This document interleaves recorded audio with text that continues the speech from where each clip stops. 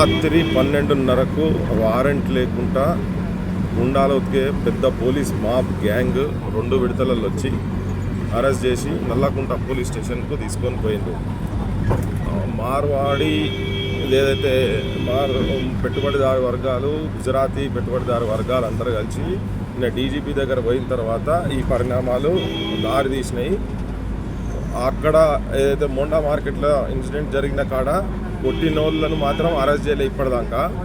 కానీ మమ్మలను, ఈ ప్రాంత అస్తిత్వాన్ని కాపాడే ప్రయత్నంలో ఉన్నటువంటి మమ్మలను, నన్ను కానీ శ్యామ్ను కానీ అరెస్ట్ చేసి యూనివర్సిటీలో 2 పిల్లలు కానీ తీసుకొని పోలీస్ స్టేషన్స్కు తిప్పుతున్నారు. తెలియకుండా పోలీస్ స్టేషన్లో కొట్టినోడు బాగానే ఉన్నాడు.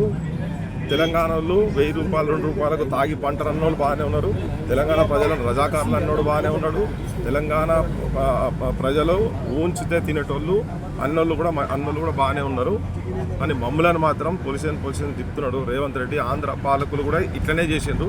కానీ ఆంధ్ర పాలకుల కన్నా నువ్వు కొద్దిగా షేర్ అంటే నువ్వు ఇంకా సవాసేరు చేసే కాడుకున్నావు, నువ్వు ఎక్కువ చేస్తున్నావు. నువ్వు ఇవి తెలంగాణ ప్రజలంతా గమనించాలి.